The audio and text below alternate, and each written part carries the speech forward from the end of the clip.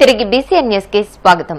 కృష్ణా జిల్లా ఎస్పీ చర్యలను స్వాగతిస్తున్నామని, రూల్ మైండ్తో విధులు నిర్వహిస్తున్న ఎస్పీ అందరి విషయంలో ఒకేలా చట్టాన్ని అమలు అయ్యేలా చూడాలని మాజీ మంత్రి పేర్ని నాని కోరారు. రాష్ట్ర చరిత్రలో ఎక్కడా లేని విధంగా 400 మందిపై కేసులు నమోదు చేశారని, తాము హత్యలు చేసి వెళ్లడం లేదని, జనసేన టీడీపీలోని రౌడీల పట్ల కూడా ఇలాగే వ్యవహరించాలని ఆయన పేర్కొన్నారు.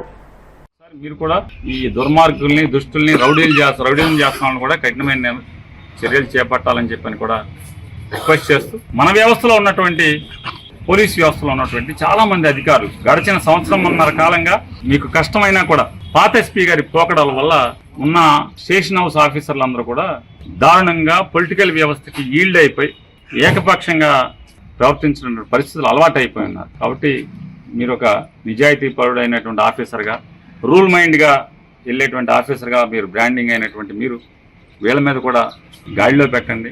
వీళ్ళ పాత అలవాట్లని వదిలించేదానికి కూడా మీరు చర్యలు చేపట్టండి.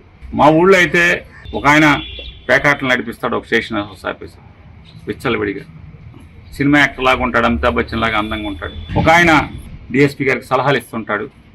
పూర్తిగా బయట అయితే నేను చెప్పినట్టే సబ్ డివిజన్ నడుస్తుందని చెప్పి ఆయన చెప్తూ ఉంటాడు అందరితో.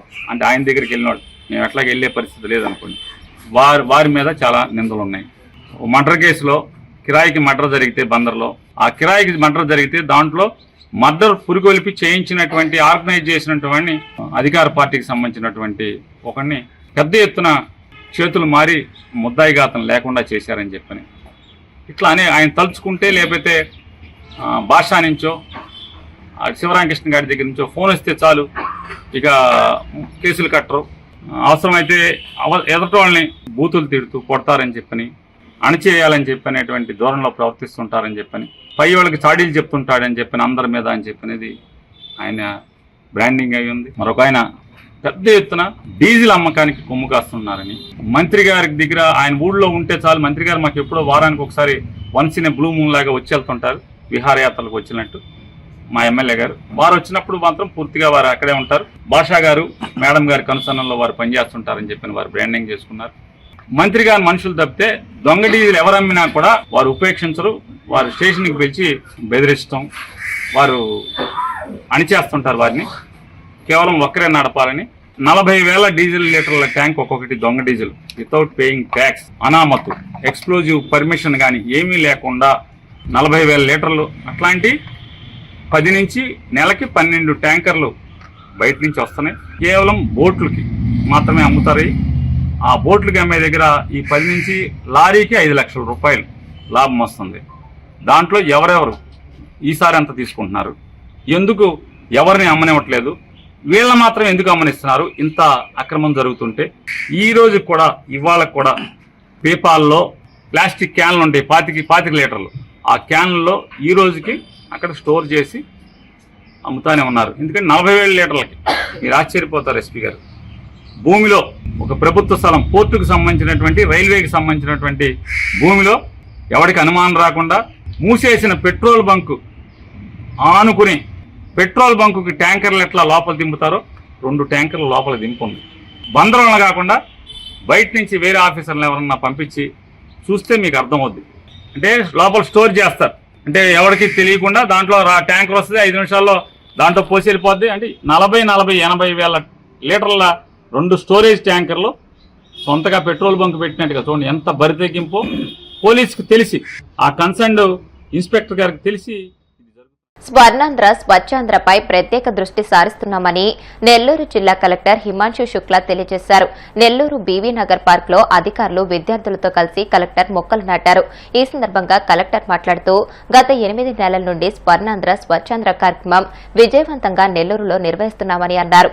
ఈ వారం ప్రత్యేకంగా గ్రీన్ ఆంధ్రప్రదేశ్ లో భాగంగా మొక్కలు నాటే కార్యక్రమాన్ని చేపట్టడం జరిగిందని అన్నారు. మండలాలకు కేటాయించిన ప్రత్యేక అధికారులు మండల స్థాయిలో ఈరోజు స్వర్ణాంధ్ర స్వచ్ఛాంధ్ర కార్యక్రమంలో పాల్గొంటున్నారని తెలియజేశారు.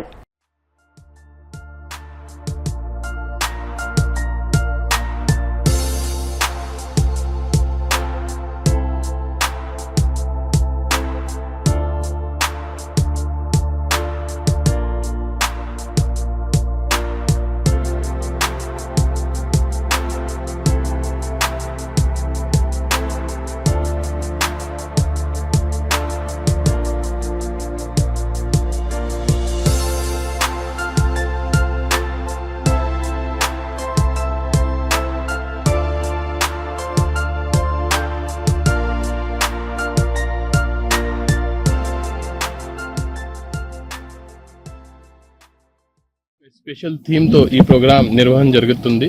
ఈ నెలలో గ్రీన్ ఏపీ అంటే ప్లాంటేషన్ ఎక్కువ ఉండాలి ఆ ఆలోచనతో ఈ థీమ్ పెట్టి ఈరోజు మొత్తం నెల్లూరు జిల్లాలో ఈ ప్రోగ్రాం నిర్వహణ జరుగుతున్నాయి.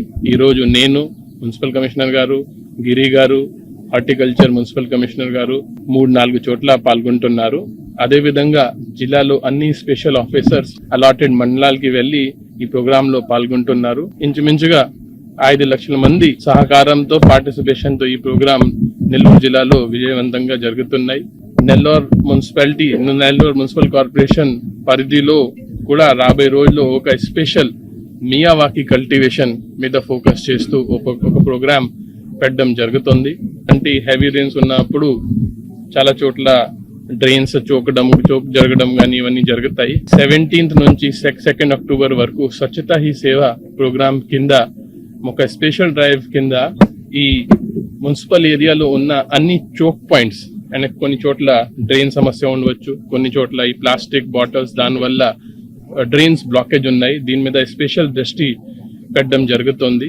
నిన్న మున్సిపల్ కమిషనర్ గారితో రివ్యూ చేయడం జరిగింది. సో ఇవన్నీ క్లియర్ చేస్తే రాబోయే రోజుల్లో హెవీ రెయిన్స్ వచ్చినప్పుడు మనం ఫాస్ట్ గా ఈ వాటర్ ని డ్రైన్ చేయగలుగుతాను. సో ఈ ప్రోగ్రామ్ లో పబ్లిక్ సహకారం చాలా అవసరం. ఇప్పుడు నేను మొన్న రివ్యూ చేసినప్పుడు డోర్ టు డోర్ కలెక్షన్ బాగానే ఉన్నాయి, కానీ సెగ్రిగేషన్ అట్ హౌస్ లెవెల్ అంటే ఈ వెట్ వేస్ట్, డ్రై వేస్ట్ కొంచెం తక్కువ ఉంది. నెల్లూరు జిల్లా ప్రజలతో విజ్ఞప్తి ఏంటంటే మీరు చెత్త ఇచ్చినప్పుడు కొంచెం దీన్ని 2 భాగాల్లో డివైడ్ చేసి ఇస్తే మున్సిపల్ కార్మికుల పని కొంచెం తగ్గిపోతుంది. మేము దీన్ని సరిగా వాడగలుగుతాము. సో ఈ ప్రోగ్రామ్ లో అందరూ పాల్గొవాలి, మీరు మీ బాధ్యత కూడా నిర్వహించాలి.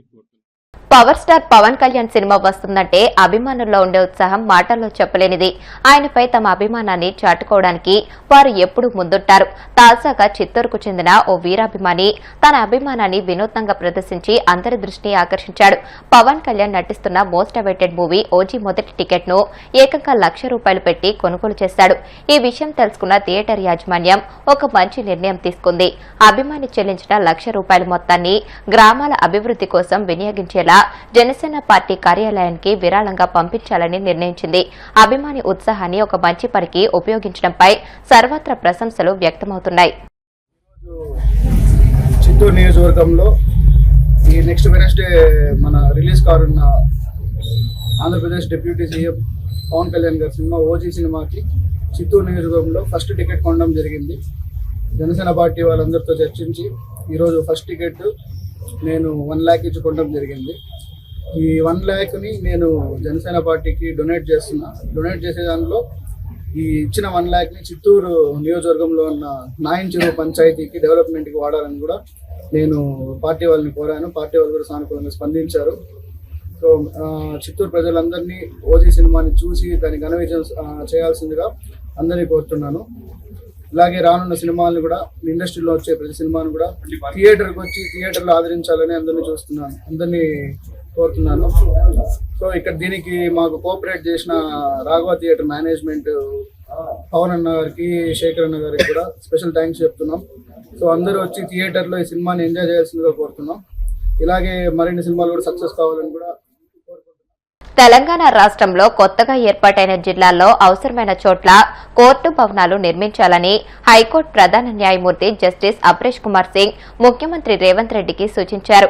మర్రి చెన్నారెడ్డి మానవ వనరుల అభివృద్ధి కేంద్రంలో సీజేతో సీఎం రేవంత్ రెడ్డి భేటీ అయ్యారు. ఈ సందర్భంగా రాష్ట్ర న్యాయ వ్యవస్థకు సంబంధించి మౌలిక వస్తుల కల్పన, సిబ్బంది నియామకం వంటి అంశాలపై చర్చించారు. కొత్త జిల్లాలో కోర్టు భవనాలు నిర్మించాలని, మౌలిక వస్తులు కల్పించాలని, అవసరమైన సిబ్బంది నియామకాలు చేపట్టాలని సీజే సూచించారు. వీటికి సంబంధించిన ప్రతిపాదనలు సీఎం దృష్టికి తీసుకొచ్చారు. దీంతో ఈ ప్రతిపాదనల్ని ఆచరణలోకి తెచ్చేందుకు ప్రభుత్వం సిద్ధంగా ఉందని సీఎం రేవంత్ వివరించారు.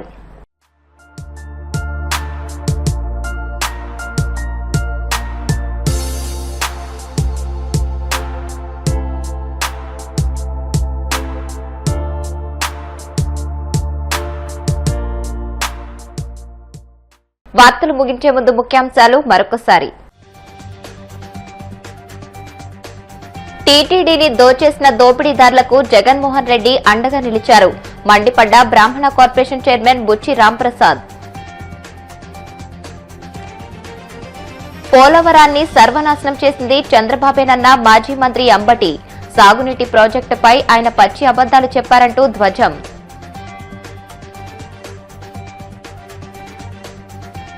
వాడపల్లి వెంకన్న ఆలయంలో ప్రత్యేక పూజలు. మంగళ వాయిద్యాల నడుమ శ్రీ స్వామి అమ్మవార్లకు మేల్కొల్పు సేవ, ఐశ్వర్యలక్ష్మి హోమం.